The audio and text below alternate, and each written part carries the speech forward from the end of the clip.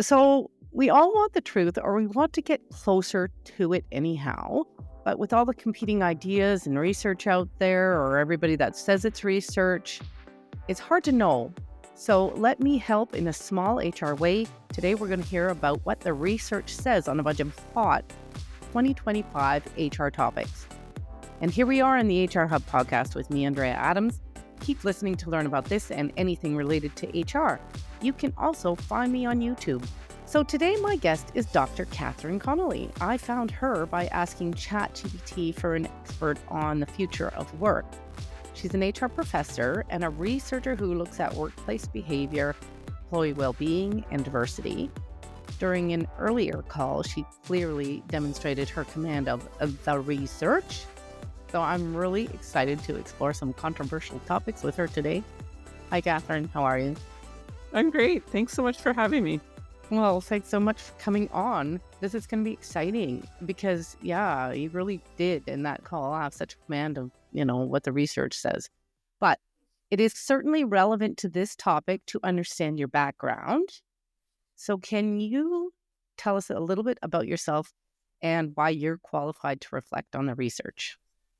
Sure, happy to. So I've been a professor at the DeGroote School of Business at McMaster University for a little over 20 years now. It kind of feels weird to say that, but I started in 2004, and since then I've been doing research nonstop. So research is my favorite thing to talk about.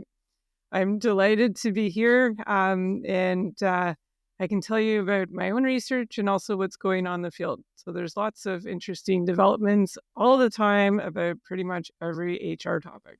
Yeah, it feels like that. And it's just hard to stay on top of it all. So we will dive into it. Just a small segment. And hey, people out there, if you really like this, if you enjoy this discussion, which I think you will, let me know because maybe we'll do it again. Okay. So first topic is around hybrid work in Canada. There does seem to be a shift towards hybrid work, both from fully remote and from fully in office. What really does the research say about the connection between hybrid work and organizational success?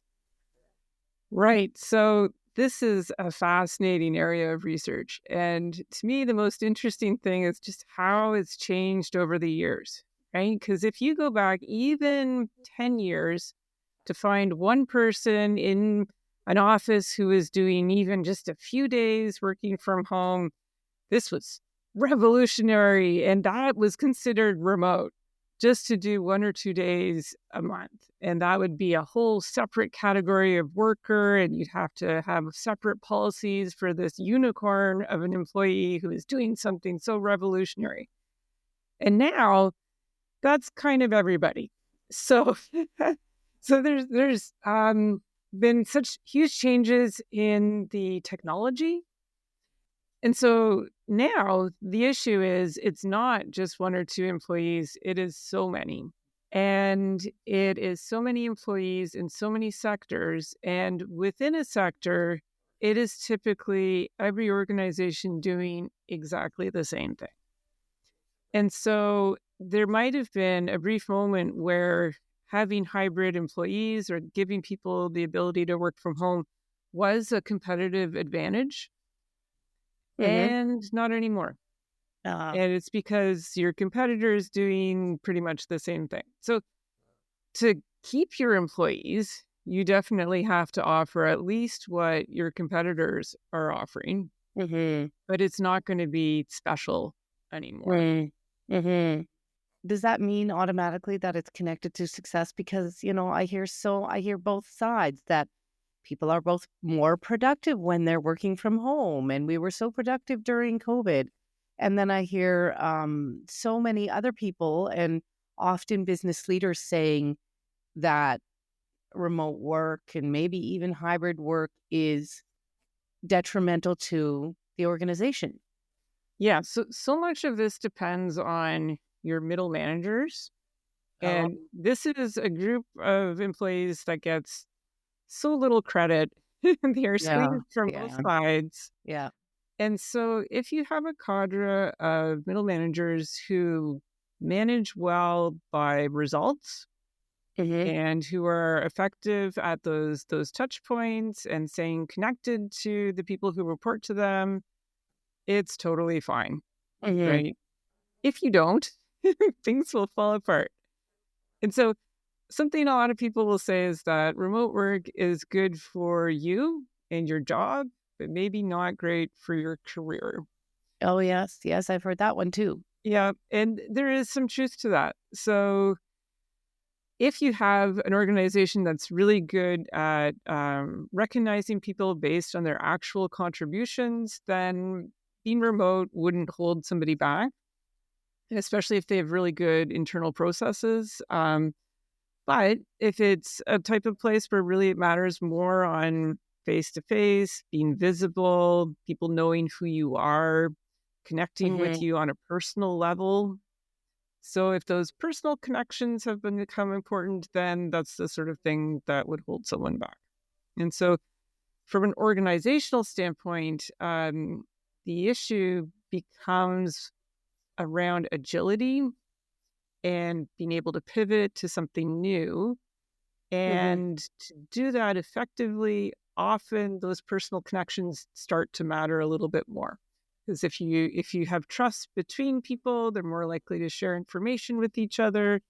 Yeah. And the organization as a whole becomes a little bit more agile and can take on new challenges a little bit more easily. Hey, business owners, executive directors, are people stresses or challenges getting in your way? Imagine managing your people issues smoothly, addressing, better yet, dealing with employee problems before they're ever a big problem, adapting to all the changes in employee rules, and doing all of this easily. I can deal with your HR challenges so they're resolved. With me, you'll get the right things done, build a strong team, and create a workplace where the right people want to be. Your business deserves to thrive without a lot of HR hassle. I'm here to help you make that happen. With my assistance, you can focus on business growth, supported by a strong team. Take a first step towards a better business today. Reach out and let's chat. Visit thehrhub.ca and let's begin transforming your people challenges.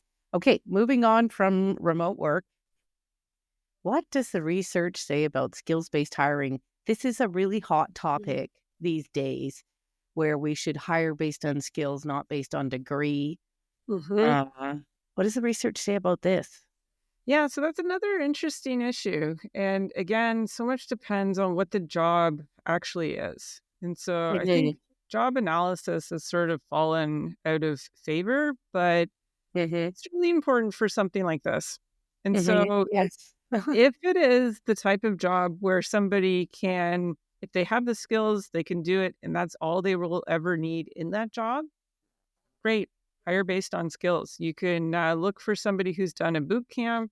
You can look for somebody who has maybe grown into that job internally, and you're set. That's great. Um, where it becomes more complicated is if maybe the job itself is not so well defined, or if it's the type of job where people are going to have to adapt over time or Mm-hmm. deal with a lot of uncertainty. And if that's the case, then you might start looking for someone who has maybe more big picture Mm-hmm. understanding. And Mm-hmm. that's where looking for the specific degree or diploma would be more important. So I'm thinking, for example, with like a computer science type thing. So if it's, you know exactly the software that they are going to need to do, that's not going to change over the life course of this need in the organization, you're kind of done, as well as some other checks for soft skills and whatever else you Mm-hmm. might need immediately.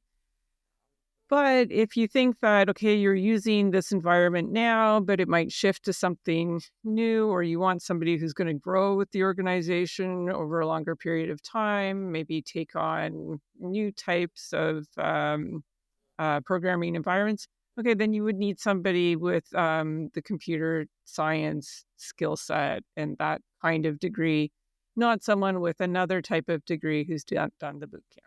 I mean, when you think about that, like, and the pace of change, and now we've got AI, and are there any positions where they're stable enough that you could do skills-based just purely skills-based hiring? Depends how long you need that person for.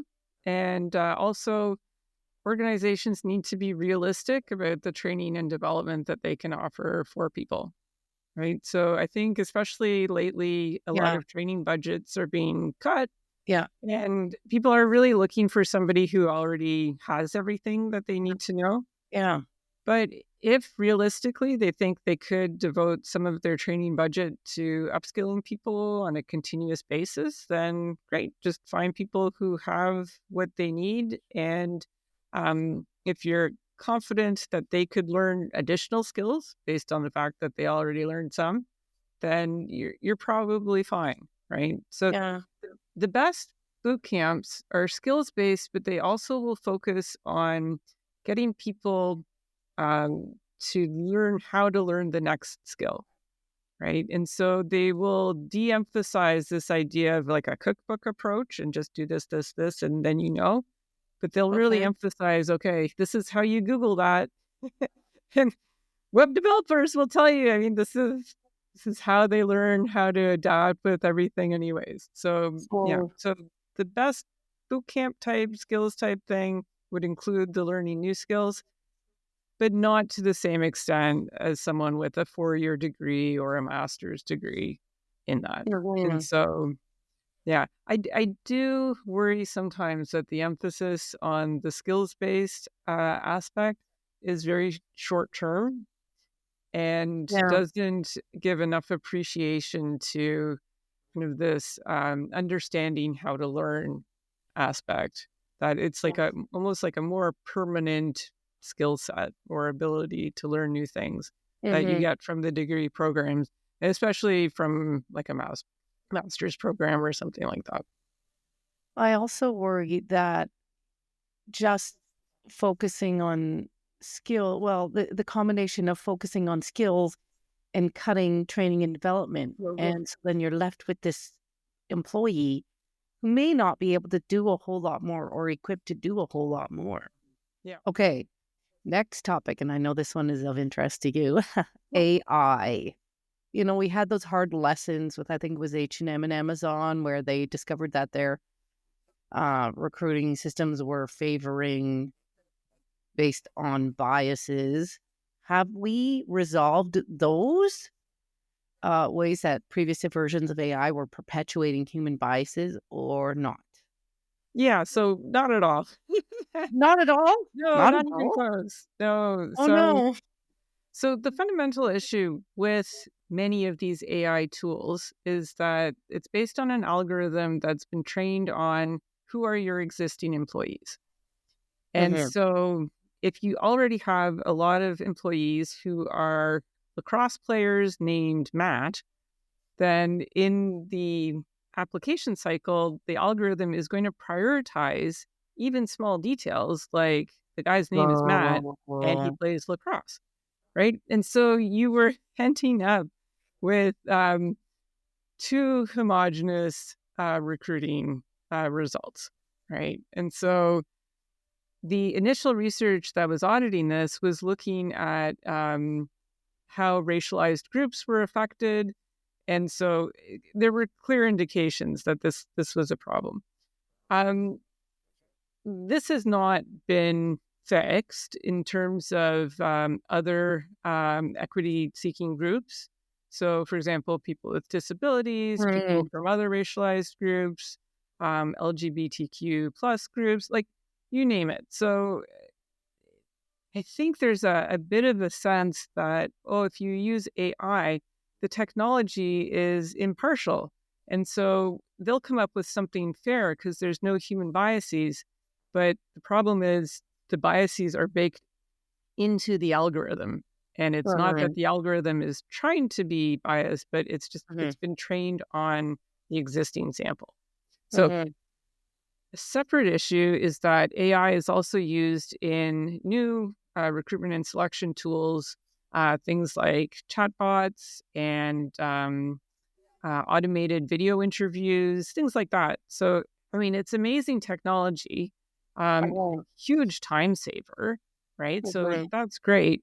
But there are issues around, say, you're using a screen reader because you have a visual disability, or maybe you have issues with dexterity. And so that might affect how you interact with one of these AI-enabled assessment games that really emphasize speed. So it's just an issue where the technology is advanced ahead of some of our maybe sober second thought that could be used to maybe intervene more carefully in that process. And the issue is sometimes companies will just buy an off-the-shelf product and think, oh, okay, we're done. But really, they also need to audit the results of what this product is getting them. And so they can either hire a third-party provider who can audit the effectiveness of their AI tools that they're using, or they could do a rudimentary one themselves by sending a applicant through their system that they know would be qualified, but is maybe not the prototypical applicant that an algorithm might favor. I just think we're going to see more of those cases in the news of, I don't know about if travesty is the right word, but where AI has run amok in terms of these types of things. Well, so I think we'll definitely see those, but it's also worth keeping in mind that people are also biased. And so there are also rogue staffers who are implementing all of their biases anyways. Oh, yeah. And there's also structural biases that just kind of tend to make organizations more homogenous anyways. So I think the idea is to just have better processes and structures in place, and then you can check on how you're doing if the organization's motivated to reduce biases, and then just kind of check to see how they're doing, whether or not they're using an AI tool or anything like that. I've had people comment on my posts where they proudly tell me about their biases, but I mean, it's subtle. It's like, I do it this way, and I'm like, I do it this way. I'm like, oh, I wonder how that's working for, the applicants. But anyway, okay. Well, Yeah, they're out there. Yeah. Next question. So employee experience also continues to be a focus. What does the research actually say about the connection between creating a great employee experience and organization success? Okay, so I think there's far too much emphasis on things like lunchtime yoga, right? Yeah. Or like you say, like foosball table in the break room, or even like fun holiday lunch, something like that. But the things that employees care about way more than that have to do with how fairly they are treated in the workplace. And it's far more fundamental than these, I would say, more superficial things that a company could provide, right? And so there's the distributive justice in terms of, okay, am I being paid fairly for the work that I'm putting in comparison to my coworker? So do I feel like I'm working harder than them and we're paid the same? Unfair, and they don't care how many foosball tables there are? Or do they feel that somebody else is maybe paid more, but they work so much more and they're okay with it, right? So distributive justice. There's also procedural justice in terms of, do people feel that the processes that are being used to determine their compensation are transparent and that they can appeal and that are based on real information that is correct, and that if there's ever a dispute, then the organization looks at all sides of this. Like, this process is often even more important than the outcome. And so people will look at this process and think, okay, if this process is okay, then yeah, I believe the outcome, and I feel okay. I've been treated fairly, and so on. And then there's also the interpersonal justice. So do people feel like they're being treated with respect? Mm, And yeah. people know, right? And so, and it's not just like using people's pronouns or epithets or getting their name right. Like people know if they're being treated like a Yeah. peer or like someone who's disposable. Mm-hmm. And then also the last bit would be, do people feel as though they are being told information relevant to them before other people find it? And so that's also part of respect. Um, Mm-hmm.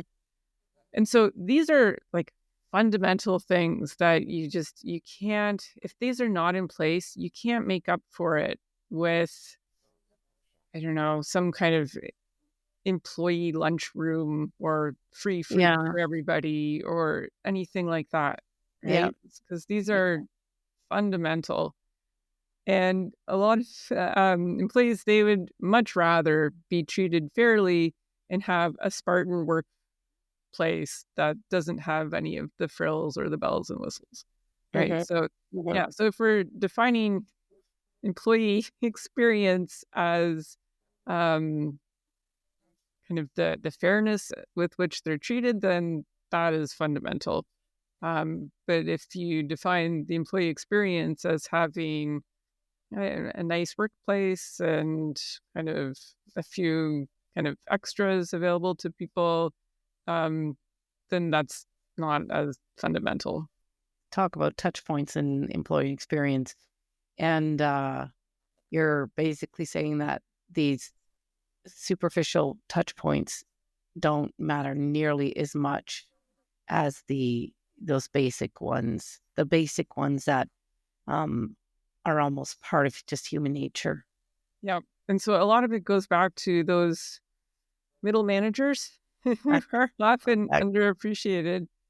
But yeah, if they are treating people disrespectfully, the rest of it doesn't matter, right? Mhm. People will quit. Or if they can't quit, they'll just do a little less. Yeah. I'll sometime if we ever do this again, I'm going to ask you about toxicity. Remind me. Oh, wow. I can tell you a lot about that. So my um, PhD student who is now graduated, she's a prof at University of Regina. Now, her dissertation was on toxic positivity in the workplace. And so, Oh, yeah, she did such a good job on it. So, yeah, you could talk to her separately. Her name's about Ali Lefko. Yeah, she's great. So, toxic positivity. Okay, now you left us with that. You have to give us like, okay, what is toxic positivity? yeah, so it's basically dismissing negativity and overemphasizing the positive. And so basically, if your coworker says to you, well, you know, I think I'm going to lose my job. I've been doing really poorly, and I'm really worried about this. Somebody says, "That's okay. You don't need a job anyways. Jobs you only live once, and you'll be fine." Like that's really Yes. positive, and it's not Yeah. helpful at all. So, Yes. I mean, reframing has its place, but that's over the top. yeah, Um, there's yeah. there's definitely some tension there. So Yeah. what Ali's research was finding, and we're following up on this with some experiments in the lab, but people are not so upset about the positivity, right? Because they Mhm. interpret that as you're trying to be nice, but Yeah. they really don't like this dismissing negativity. So, Mm. and you can imagine, right? Like if somebody says, like, I didn't get this promotion, or um, my cat is sick, or any of these negative things. Like if somebody's telling you that, they feel strongly that it's a problem. Mhm. So to just have that dismissed, it's very invalidating, right? Mhm. It's toxic. Mhm. Hmm. So many questions about that toxic positivity. Toxic positivity. Look forward to something about that in the future, people. Okay. Well, that is all we have time for. If people want to find you, where should they find you? So they can find me on LinkedIn. They can look for Catherine Connelly at McMaster University, and I'm happy to friend them on LinkedIn. They can look at my webpage. It's connellyresearch.com, or they can find me at the experts page at McMaster University. Excellent. Okay. Put links to that in the show notes. Well, thanks, Catherine. That was awesome. If you out there want to hear more of these What Does the Research Say episodes, let me know. Otherwise, thanks for listening out there. We'll catch you next time when I talk with another amazing guest.